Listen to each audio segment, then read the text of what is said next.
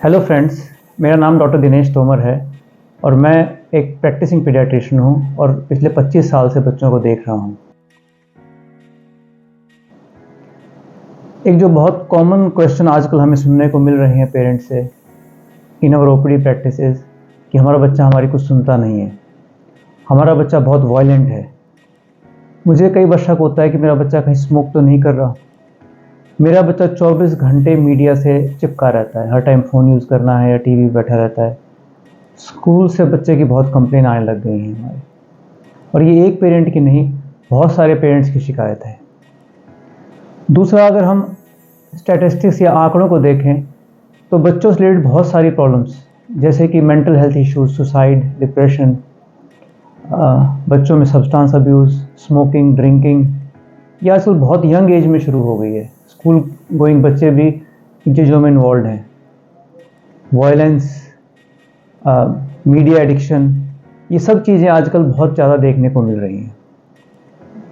तो क्या इसका मतलब ये है कि हम एज ए सोसाइटी फेल हो रहे हैं या कहीं ना कहीं जो हमारा दायित्व था एज ए पेरेंट वो हम पूरा नहीं कर पा रहे? बच्चे, हमें सभी को पता है कि हमारा सबसे इम्पोर्टेंट एसेट है और इनको मैनेज करना हमारी एज ए पेरेंट सबसे प्राइम रिस्पॉन्सिबिलिटी है। जिन लोगों के पास बच्चे नहीं हैं, जिन कपल्स के बच्चे नहीं हैं, आप उनसे पूछिए कि how eagerly they want to become parents. So parenting should be a pleasure, और आज के दिन पेरेंटिंग एक सबसे बड़ी लाइफ की स्ट्रेस बन गई है for most of the families.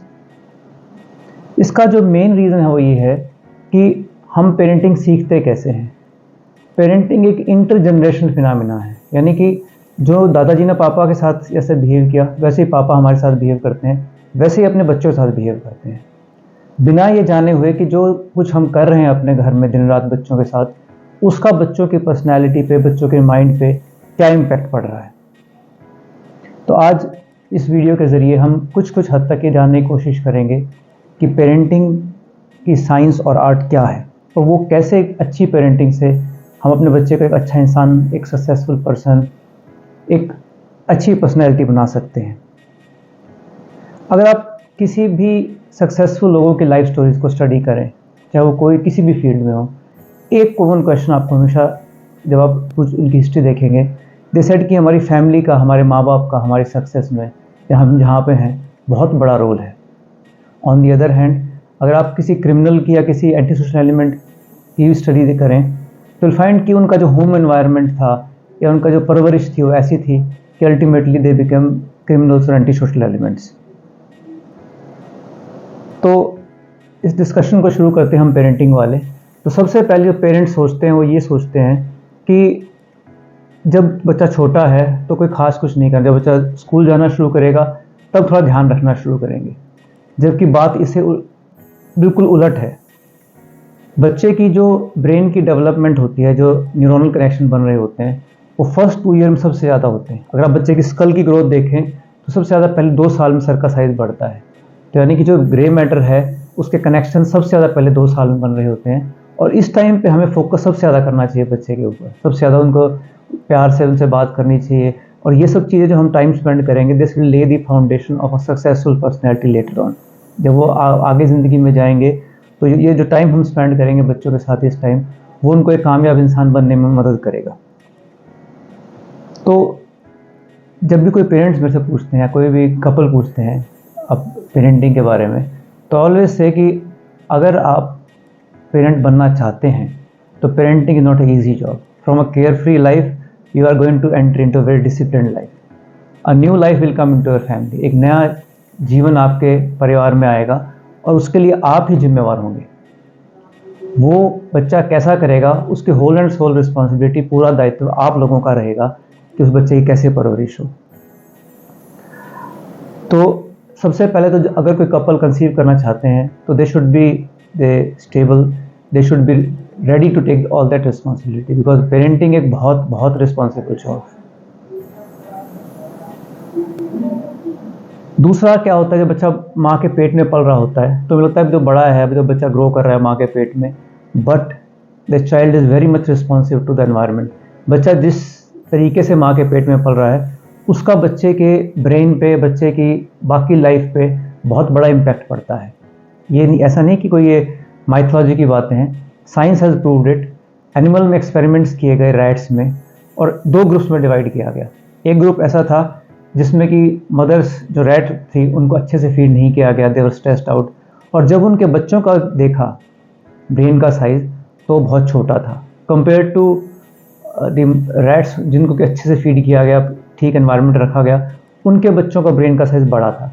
तो सेम चीज़ हमारे पे भी अप्लाई होती है कि अगर मदर को जब वो प्रेग्नेंट है और पूरी फैमिली का अगर एनवायरनमेंट अच्छा रहेगा, मदर रिलैक्स रहेगी, खुश रहेगी, and people in previous days, mothers used to read the scriptures, Ramayana, Mahabharata, and that used to have a calming and soothing effect on the mother, and definitely this is going to, the offsprings होंगे उन पर definitely इसका असर पड़ेगा. So the first advice is for parenting is before you conceive and during the pregnancy, जब माँ ने गर्भ धारण किया है, हमें पूरे परिवार में हमें माँ बाप का बहुत ध्यान रखना चाहिए उस स्टेज पे.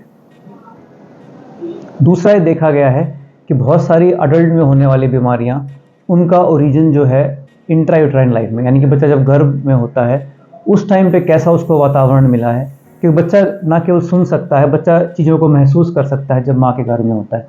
और हमारे तो इंडियन मैथोलॉजी में हमने पढ़ा है महाभारत में कि अभिमन्यु ने जो चक्र था उसको ब्रेक करना, चक्रव्यूह को सीख लिया था, लास्ट स्टेप उसका रह गया था. बट दैट सिंपली शोज़ कि ये चीज़ हमारे बहुत समय से पता है कि बच्चा जब माँ के गर्भ में होता है तो बहुत रिस्पॉन्सिव होता है आसपास के साउंड से, आसपास के एनवायरनमेंट से.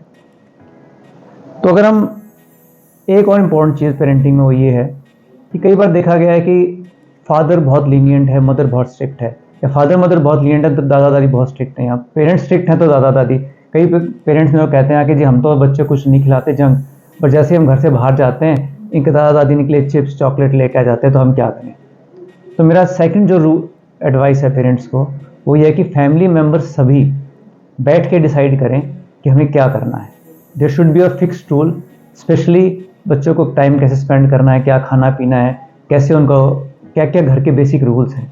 तो everybody should be in the same page कि सभी जो पेरेंट्स हैं, दादा दादी जो भी घर में मेंबर हैं, वो उस रूल को बेंड ना करें. नहीं तो बच्चा क्या करेगा, एक पेरेंट ने कहा कि बच्चे ये नहीं करना और दूसरे पेरेंट ने अलाउ कर दिया, तो बच्चे का ब्रेन कंफ्यूज हो जाएगा, बच्चे को पता ही नहीं चलेगा क्या ठीक है और क्या गलत है. तो अगर पेरेंटिंग को देखा जाए तो बहुत सारे स्टाइल्स ऑफ पेरेंटिंग हैं और उनका डिफरेंट टाइप का इम्पैक्ट पड़ता है बच्चे पे. इसको हम ब्रॉडली 4 मेजर भाग में डिवाइड करते हैं.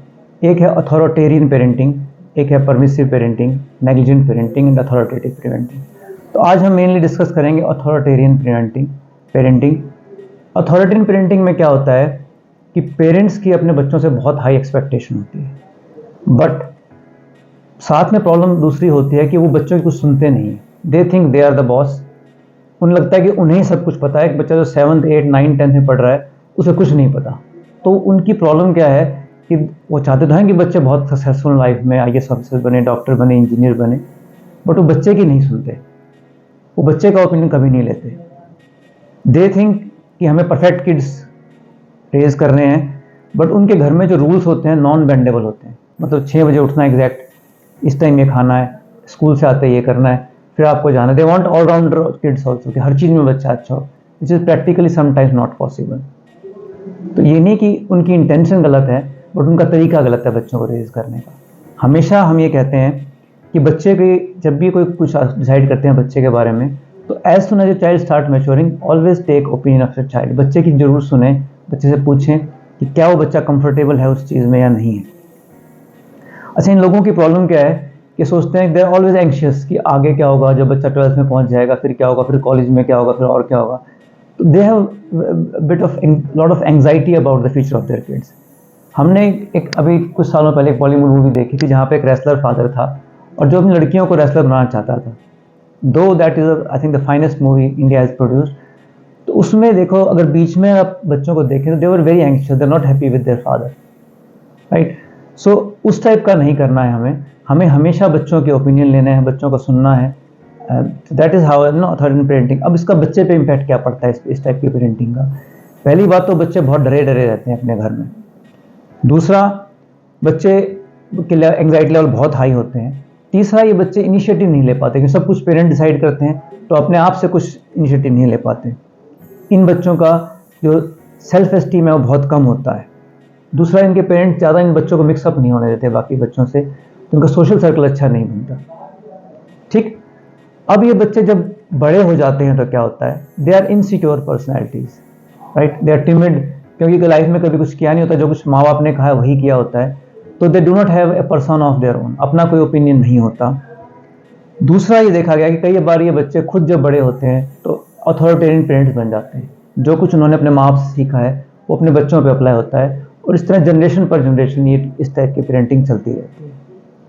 The other type of parentings, I think this is getting a bit lengthier, so will have another video जिसमें कि हम बाकी टाइप्स ऑफ पेरेंटिंग समझेंगे और ये समझेंगे कि सही वे ऑफ पेरेंटिंग क्या है। And so thank you so much.